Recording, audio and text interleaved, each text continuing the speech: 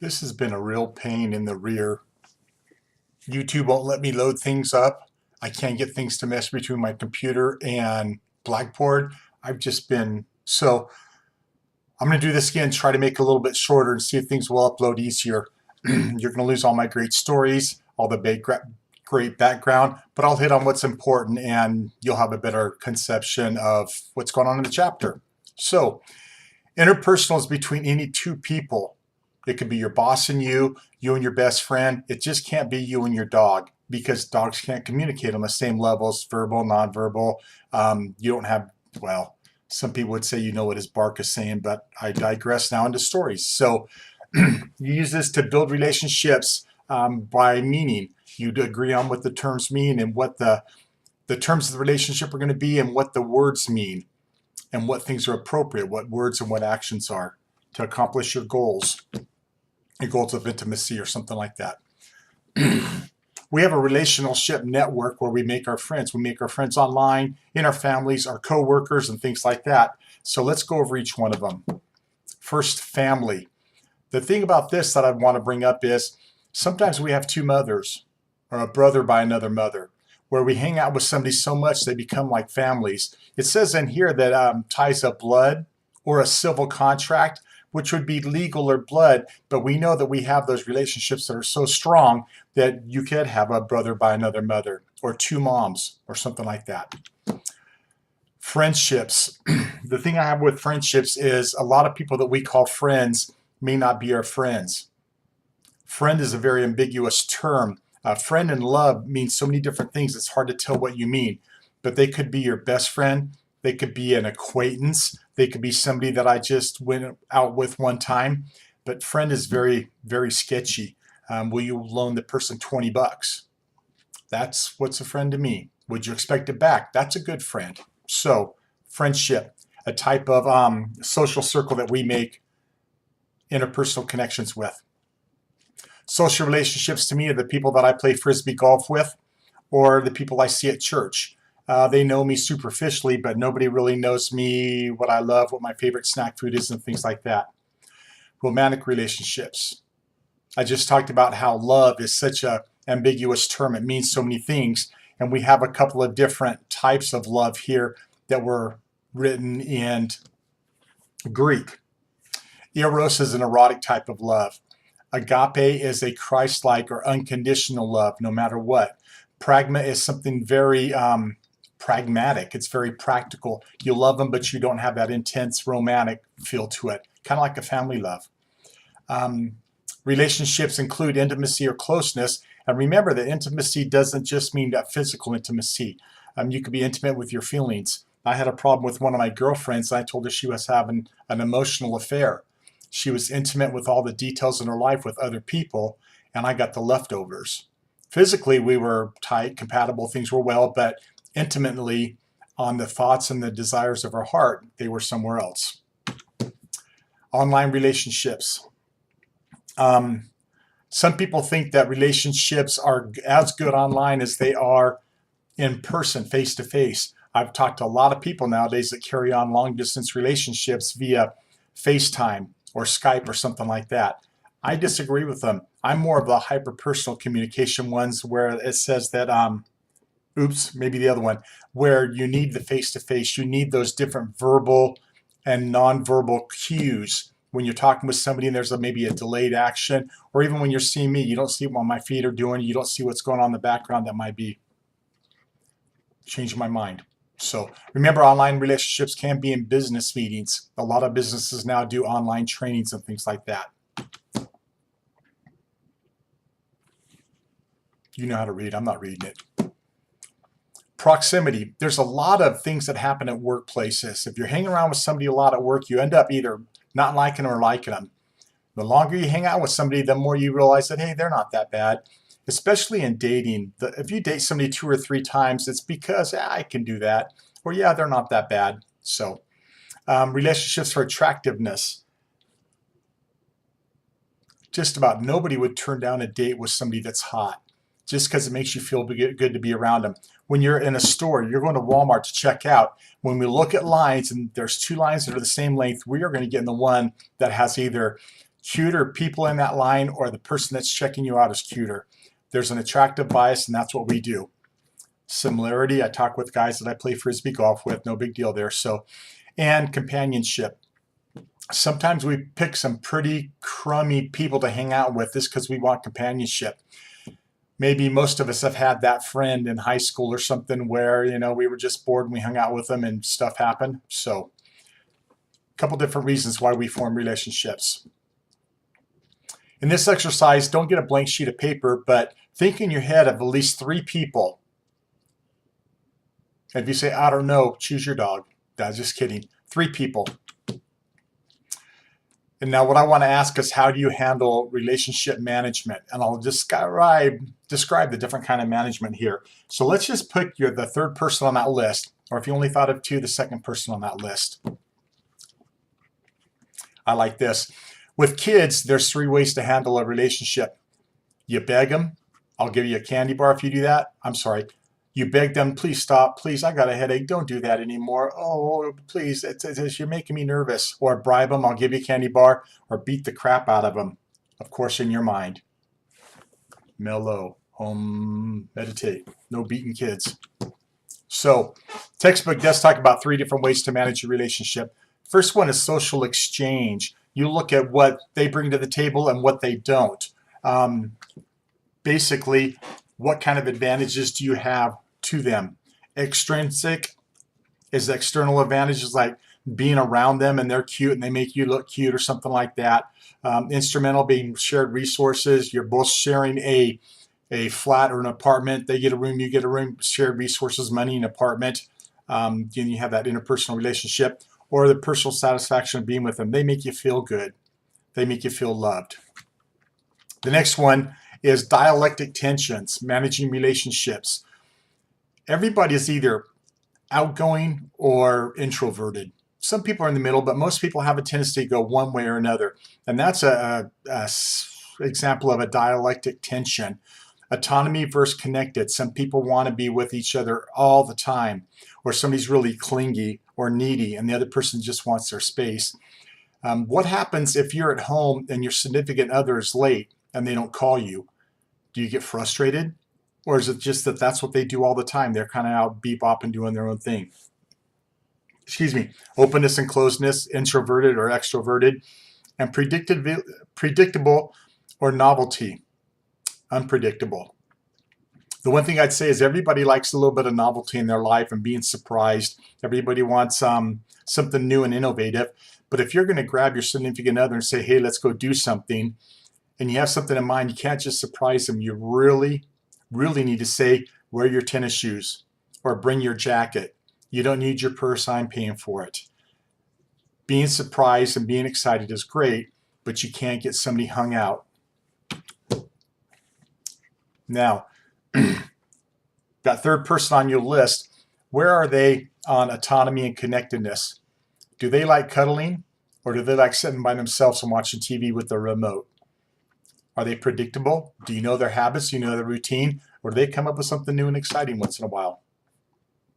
Now, when you have you're managing a relationship, there's always uncertainty. You're not sure how they're going to answer this, what they're going to act, what they like. And so there's a couple different ways that we reduce that uncertainty. Observation. We could always just watch and see what they did. Oh, they did it this way, then they did it that way, so I think that they're going to continue to do it that way. Creatures of habit. Another thing is talking with somebody else. What have you seen them done? What do you think this means when they do this, when they say this? Do you think they were really mad at me when they check with the third person, but both your perceptions and what they know about this other person? But last but not least, this third one, it's the hardest thing to do. Nobody does it, but just talk about it. Or just listen to them and find out what's going on. Strange how that works, huh? Talking about it. Whoa. So, self-disclosure quiz. Reducing uncertainty. What I want you to do is skip over this slide because we can't do it because we're on FaceTime. Let's talk about social penetration. That's just as fun. As you look at this onion, it has the circles. It kind of looks like a target, and you can see my mouse moving here. And people get to know you more and more the more you disclose. What you're going to do is you're going to tell them a secret about you, then they're going to tell you a secret about them. Then you're going to tell them a secret about you, then they're going to tell you a secret about them. And so slowly you get down in the depth of your heart, as opposed to the breadth, like what kind of clothes do you wear, what kind of car do you drive, what neighborhood you live in. That's something everybody can find out, and they know more and more about you. But how much do they know really about you? And that penetration happens by what you divulge. Now, one thing I need to tell you about, though, even though I don't want to go into too much detail here for the space of time, let's cut this onion, back to the onion, into 4 spots, 4 slices like it's a pie. Or let's cut it into 6 slices. What happens is we have 6 different friends. Well, sociologists say that women have 6 to 8 friends and men have 3, because women are so deep emotionally, they need different people. And if you have 6 friends, look at a slice in the pie. And some people know you superficially and some people know you deeply. There's friends you laugh with, cry with, shop with, which may only know a couple layers, what color you look good in, what beautician you use, things like that. Like your parents know you really well because they've known you for so long. Your spouse would know you at a certain level, but everybody has deep, dark secrets or skeletons in their closet or things they're embarrassed about. I don't think that anybody ever really knows these last 3 layers. And I think that sometimes we're not really clear about what those last 3 layers are either. Now, let's talk about managing your privacy. If somebody picked up your cell phone, would you be okay with it? Started thumbing through your text messages? Is that okay? Looking through your photo gallery? How do you manage your privacy? How do you control that? Boundary turbulence is whenever somebody starts cutting in on your action and getting into that privacy. Do you have a lock on your bedroom door? Communication privacy management. Strategic topic avoidance. What do you do if somebody starts asking you questions and you get put on the spot? Do you start looking in your shoes and say a lot? Well, there's different strategic ways that you can stop that. And there's things that you need to learn how to do to combat that. One thing I would suggest, if somebody asks you something you really don't want to answer, is sneeze. This or cough. I can't fake sneeze. When somebody does, the person's going to automatically say, God bless you, or Gesundheit. As they do that, they change their train of thought to where were you on the night of, to bless you, and they lose that train of thought if you start talking right afterwards. Well, thank you. I've been trying to, probably coming down with something. I should be okay, though. So how about those 49ers? You just change this train of thought, but the cough is what gets you out of it. Now, we're winding down, but let's talk about the stages of a relationship. Pick the first person on your list, and usually that's someone who you're closest to. Your significant other, one of your kids, your parents, your best friend at work, or something like that. And what we're going to do is look at how you form relationships and how you lose relationships.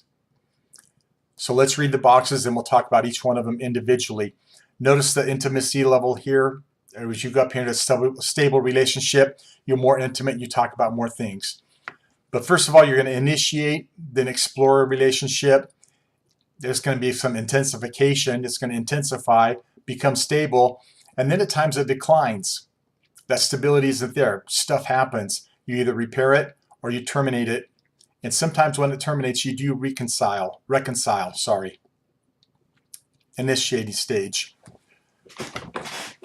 Whenever you're at work or you get a new job and there's a bunch of people walking around, you kind of say, hey, what's up? How's it going? What part of the department you work in? Great, cool, catch ya. And that's it. You make conversation because that's what you're supposed to do. I was talking to a friend and they were in a hospital, and the people there was a sign that says, at 15 feet, make eye contact.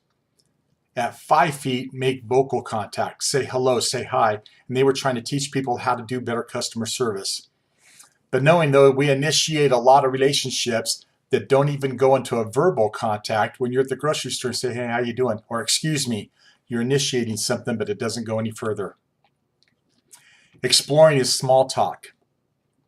You're reducing uncertainty, like we talked about before. You make some small talk and see how much they're going to divulge. If you say, hey, how's the weather out there? Well, great. I was thinking about going skiing this weekend, but I'm not sure how the weather's going to be. Oh, you like skiing? Snow skiing or boat skiing? Well, that's kind of obvious, and I was dumb. But as they disclose more, you're exploring and you're reducing that uncertainty to see if you want to take it to the next level, where you intensify the relationship. You start becoming close. You start pairing off, doing things just between the two of you.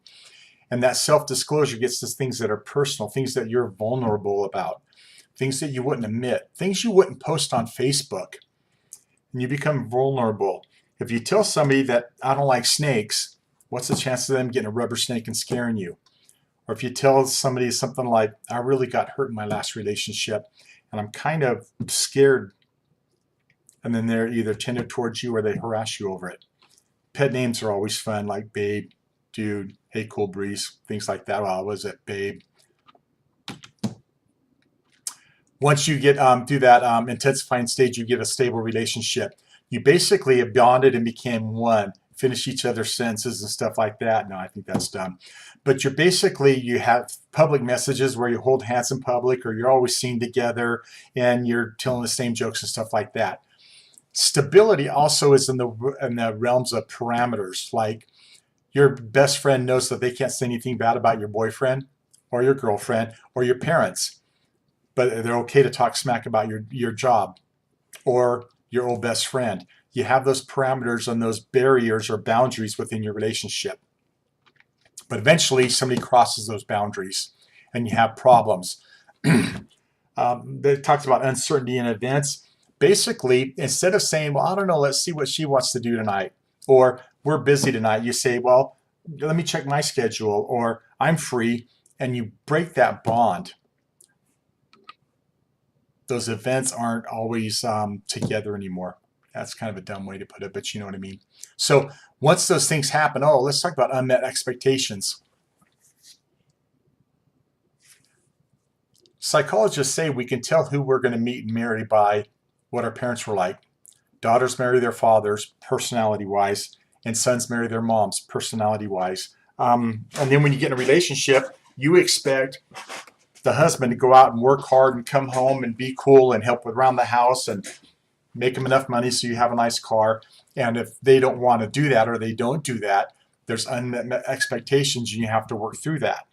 Tell them to get a job, get out of the house, get a job, or however you're going to work through that. So unmet expectations is a big problem for stages or relationships to decline. I expect you to go to the movies with me Friday night. We're best friends. Well, I had something else to do. Relationship declines. But, let's talk about this first. Termination stages. I don't like these acronyms of passing away and sudden death, but I think they're pretty self-explanatory, that sometimes things just get rocky over time. It's like, we've been fighting for 2 years and now we got a divorce. And sometimes they just split. Haven't seen a missing persons report.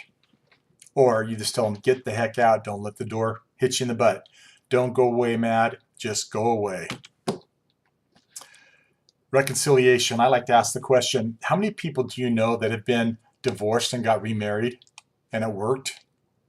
I've only heard about 3 stories that ever worked. Reconciliation.